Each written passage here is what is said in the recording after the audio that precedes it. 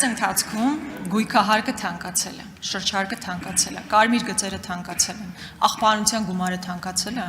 նույնիսկ սուրճի ապարատների համար տրվող գումարը բարձրացրել եք։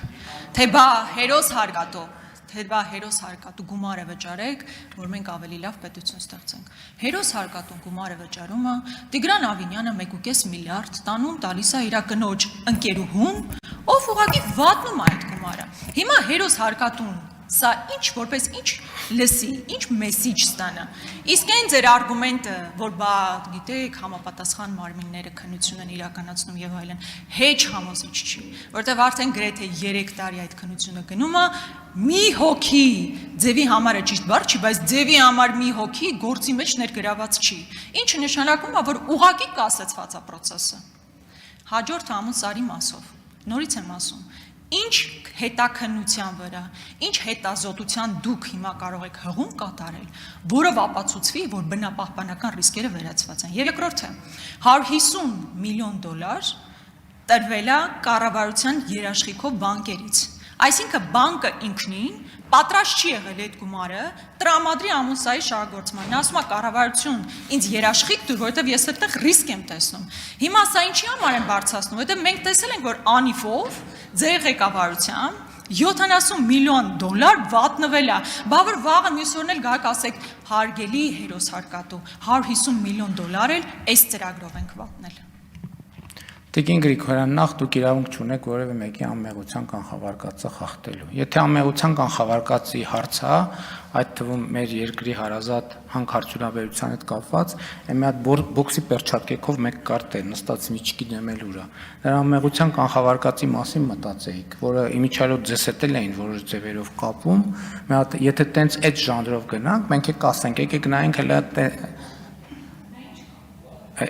հա գիտեք ինչ կապ ունի, մի խախտեք ոչ մեկի անմեղության կանխավարկածը։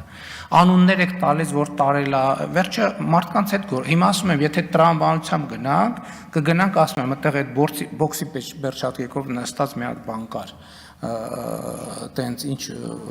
բաներ էլի, ռեմբոներ, կոմանդոսներով էր։ Կգամ Իրան, հետո կմտնեմ, կկապեմ ձեզ հետ, կասեմ մամուլում բաներ կային, որ ձեզ հետ ինչ որ կապեր կար, այդ կապերը, չգիտեմ, BMW-ների մասին են խոսում, չգիտեմ, դա լավ ժանր չի, մի արեք դա։ Ես ասում եմ, որ կա պրոբլեմ, այո, ով է մեղավոր, ինչպես է մեղավոր, դրա համար երկրում կան ինստիտուտներ։ Երկրորդը գույքահարկը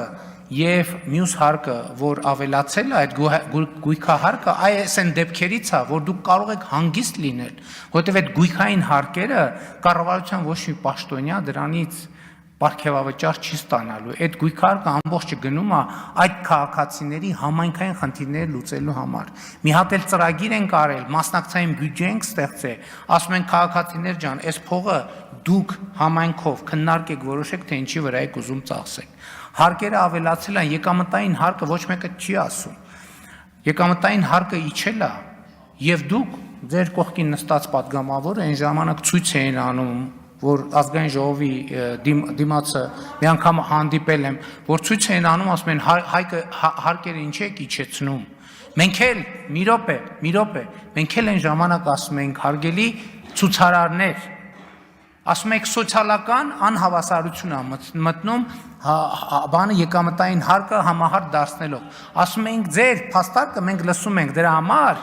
ոչ մի մարդ աշխատավարձ ստանալով չի հարստանում։ Մարդու հարստությունը աշխատավարձի հետ չի կապված։ Մարդու հարստությունը կապված այլ եկամուտների հետ, որը կապվում է օրինակ առանձնատոների հետ եւ այլնի հետ, եւ մենք եկամտային հարկի համահարթեցումը կհավասարեցնենք գույքային հարկերի բաներով։ Այն ժամանակ ցուցարարներն ասում են, ոչ, չենք հավատում, դուք խաբելու եք եւ այլն, եկան գույքահարկը լուծեցինք։ Հիմա ասում եք գույքահարկը ավելացել է։ Գույքահարկը ավելացել է, այդ գույքահարկով քաղաքացիների կարիքներն են հոգալու։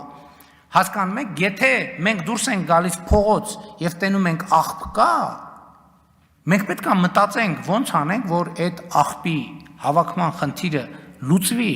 Մենակ աղբի հավաքման խնդիրը չի, աղբը հավաքել ակետից բկետ տանելը չի, որովհետև աղբավայրից, եթե դա չի մշակվում նորմալ, այդ աղբը հետ է պտտվում գալիս քաղաք,